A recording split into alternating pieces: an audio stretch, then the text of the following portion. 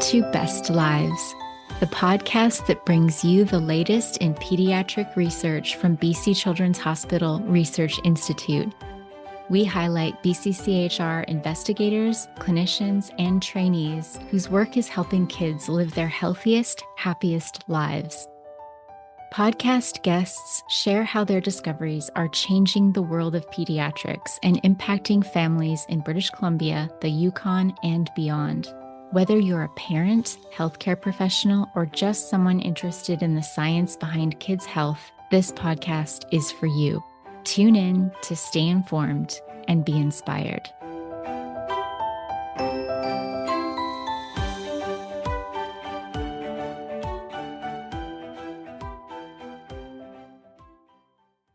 My name is Kristen Hovitt, and I'm a research communications specialist for BC Children's Hospital Research Institute. Joining me today are Dr. Georgina Barnabas and Tariq Bhatt. Dr. Barnabas and Mr. Bhatt co-first authored a research article titled Proteomics and Personalized PDX Models Identify Treatment for a Progressive Malignancy Within an Actionable Timeframe, published in April 2025 in the journal EMBO Molecular Medicine.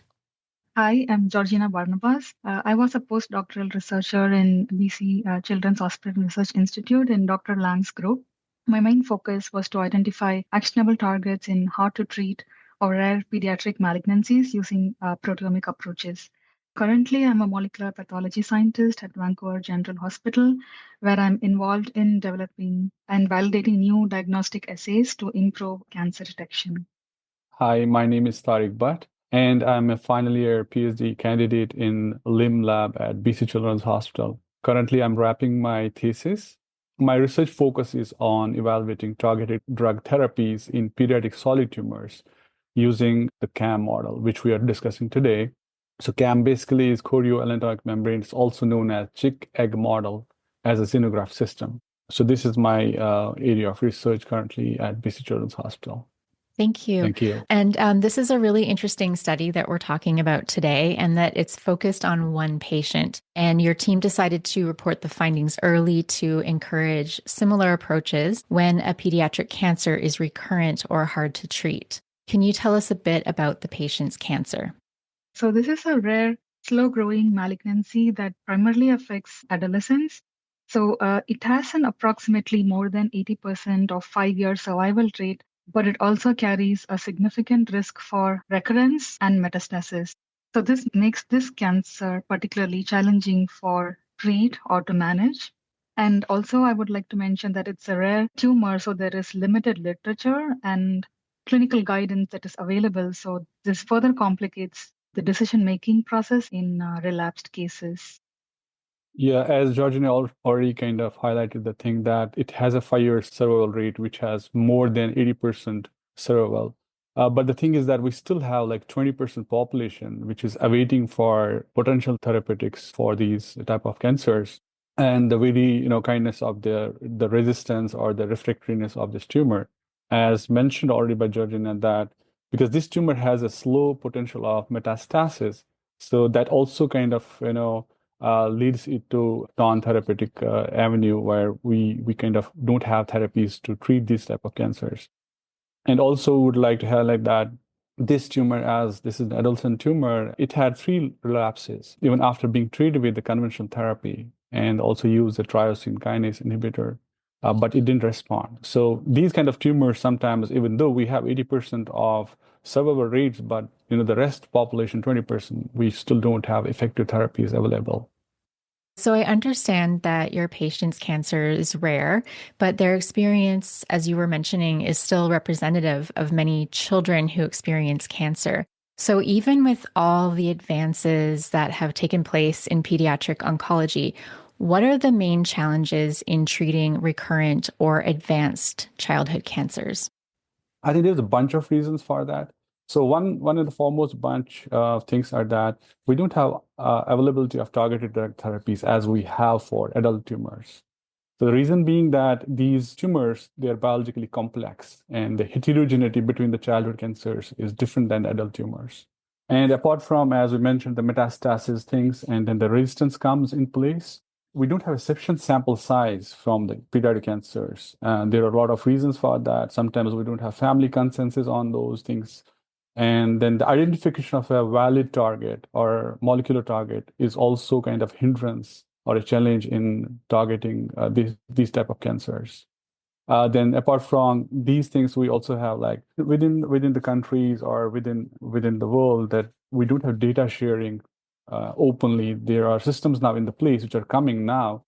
Patients' privacy, limited availability of biopsies in the different clinical settings also kind of make a challenge to treat these kind of cancers. I just wanted to mention that there's also long-term toxicity and side effects when we identify and validate these targets. So that's also one of the major challenging point. Yeah, as Georgina mentioned, so the toxicity, these small kids, and we usually use conventional therapies. So we also have to think about the toxicities attached to those conventional therapies. So when we talk about conventional therapy, it's like chemotherapies usually we have available. And then these kids being small and, in terms of their immunity and in terms of their tolerance, it leads to the toxicities. That's why we need therapies which are very specific to those tumors, and that will only affect the cancer cells, not the normal cells. So that's also kind of an hindrance in terms of not having the targeted therapies available, or we don't have immunotherapies available for these kids. Being treated with the conventional therapies, their immune system gets weak. So we are also devoid of immunotherapies for these type of cancers. Thank you. Yeah, that makes sense. So your research combined proteomics with personalized tumor models. For those unfamiliar, can you explain both of these in simple terms and the ways they can help reveal treatment options? So proteomics is an approach to study all the proteins in a cancer cell. So we can see what proteins are there and what are the levels of each proteins. So since these proteins drive the cancer cell growth, they also contribute to drug resistance and also eventually the cell survival. So by analyzing tumors protein profile, we can see which cellular pathways are activated in a particular cancer type. So for example, if they are involved in growth signals or repair mechanisms, so we can see which pathways are active, and we can also identify actionable targets that might be suitable for a tumor. And we can also understand more about the tumor's molecular profile. So in this study, we used proteomics to identify a target, which is SHMT2. And further on, because we wanted to know if we could validate these targets for this particular malignancy. So for that, we collaborated with Dr. Lim and Tariq to develop a personalized tumor model using chicken egg. And we followed up on drug response studies to validate the target. I think Tariq can add a bit more on the personalized model approach. Yeah, sure. So to add on this, as Georgian already mentioned of the proteomics, the study of proteins, then we collaborated this kind of finding with the personalized model.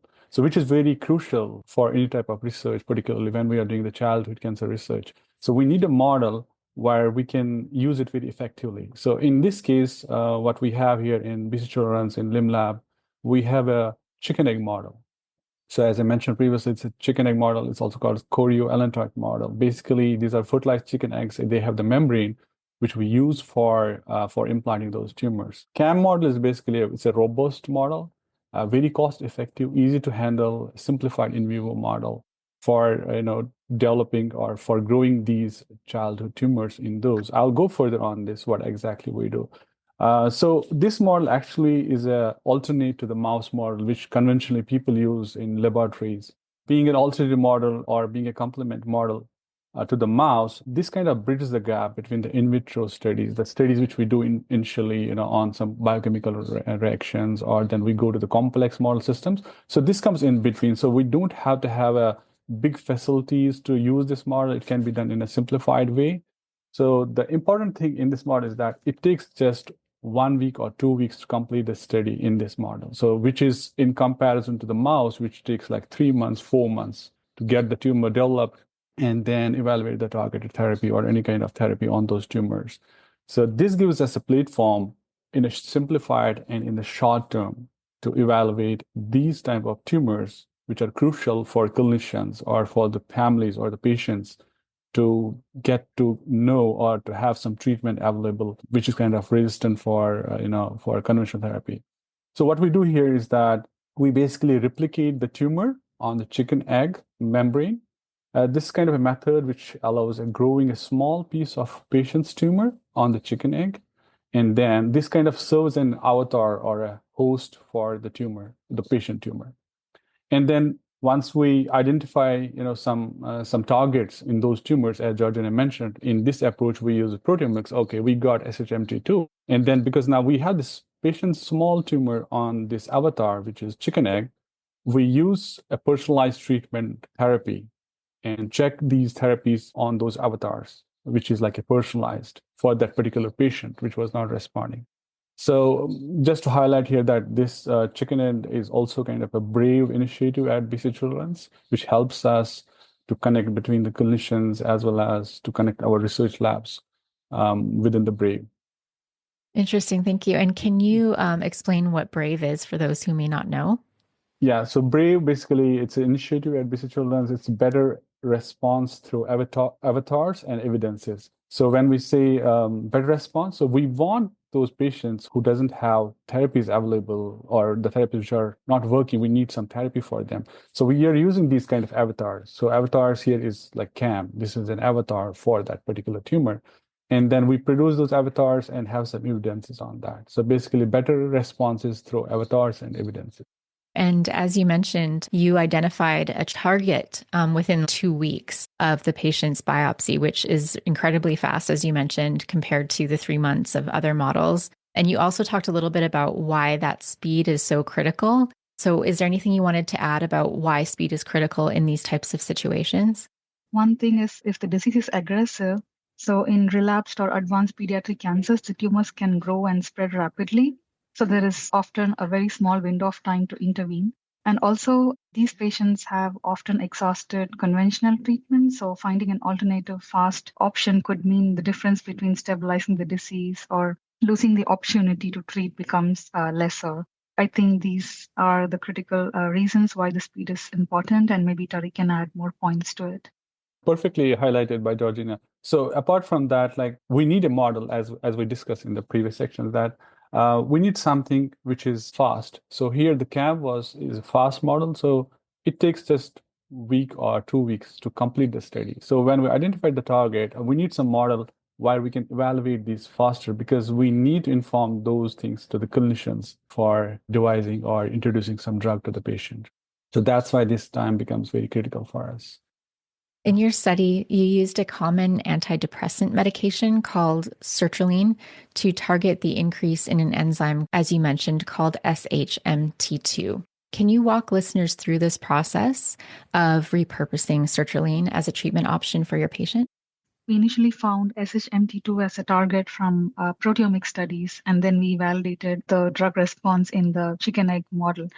And while we were doing this study, we also, this is the next step, what we thought was now we need to find the relevance. We need to find if there is an available drug to inhibit the SHMT2, then this would be a perfect target for this malignancy. So we did a literature review, and then we found that there was a recent publication that talked about repurposing antidepressant sertraline that showed that it could target tumors that have high SHMT2. And that looked like a perfect fit for us. So we went on and purchased the drug, and then we wanted to validate this on the personalized tumor model. And more importantly, sertraline is an already existing medication, and it is approved to use in kids. Since a lot of medications are not approved for kids and they are mostly to use in adults only. So this came in as a very good opportunity for us to move forward and test it. And this allowed us to use sertraline as a treatment option. For people listening, I do want to make sure that they don't think that they can treat, or avoid getting cancer by taking these types of medications. So I'd like to make it really clear why this particular medication worked for the particular vulnerability you found in the tumor. If you could explain that. Once we find out that SHMT2 is a protein which was, very high in this patient sample, and then we wanted to look for some targeted drug therapy for this patient. And while, kind of looking in researching on that, we found this drug, sertraline, the antidepressant. So because sertraline also inhibits this type of protein. So it's not that we can use the antidepressant drug for any type of cancer, because in this particular tumor, we identified this protein, even because the sertraline has kind of a mechanism where it inhibits this protein. as this was already reported that sertraline inhibits this protein. That's why we found out, okay, we should use this in this particular type of patient because it already had this protein activation. I think that becomes crucial. It's not that it's like a globally can be used for any type of treatment. Also, because we didn't stop there as patients started showing the resistance and the conventional therapies failed, we were looking for something. Okay, can we do something on this type of cancer or this patient? And that's how we kind of identified this tumor has a metabolism reliability on this protein. And as I already mentioned, this is already approved, so it was easy for us to use it. Otherwise, you need really clinical registrations to go ahead. Yeah, I think in simplified way or simplified conclusions, no, we cannot use any type of, depressant for just take for any cancer. No, it was a target-based therapy here used, while sertraline has a role. I know that this repurposing of drugs is happening a lot. So what are other classes of drugs, for example, that are being used in the same type of scenario? Depends on the research or the patient they are looking for. But we know there's a lot of research going on where people are trying to use these approved medications for some sort of cancers. But we know there are a lot of repurposing research going on. The drugs which are already approved, if they are safe or they are already approved for the children or they're already approved for large populations. This drug called metformin. So initially it's meant for type 2 diabetes, but this can also inhibit the tumor growth and used for mTOR inhibition, and it's mainly used in breast and pancreatic cancers. So just to add to Tariq's point, just to give an example. That's really interesting. So this research was part of the Profile program, which helps young people across Canada with advanced cancers. How is Profile changing the way we approach precision medicine in pediatric oncology? This work was a collaborative effort by the Profile. Profile is basically precision oncology for young people.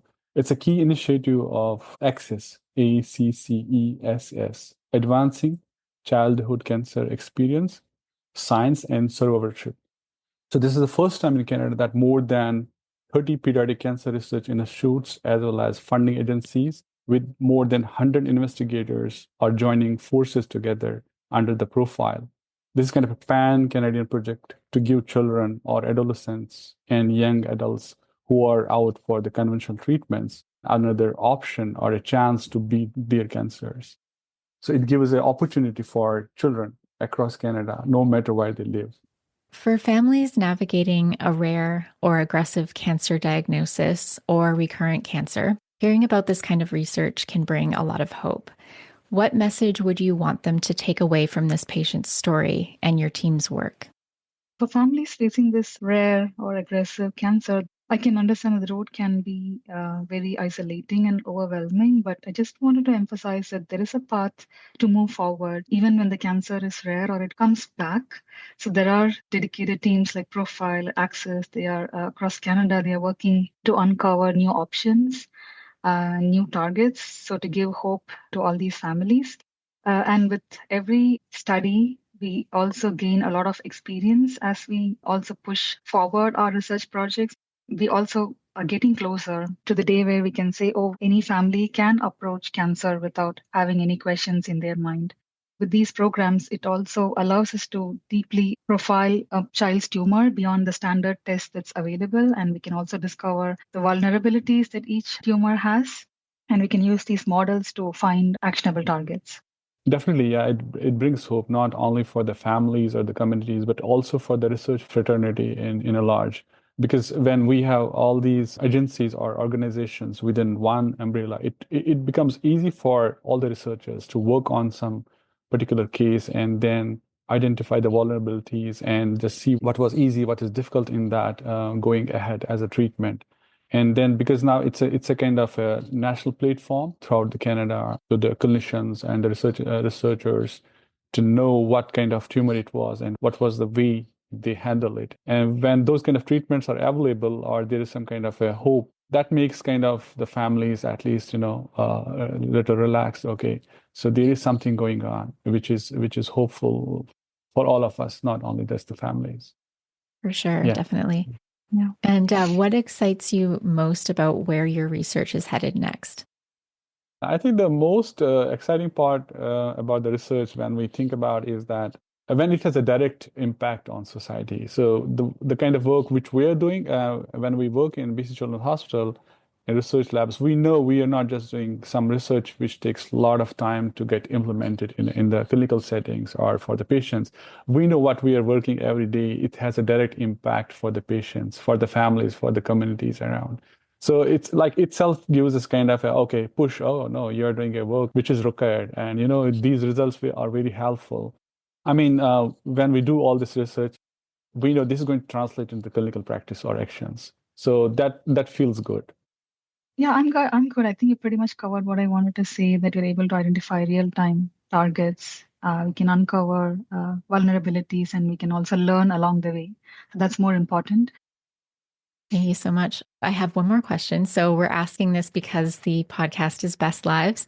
We're asking all podcast guests, how does your research help children live their best lives?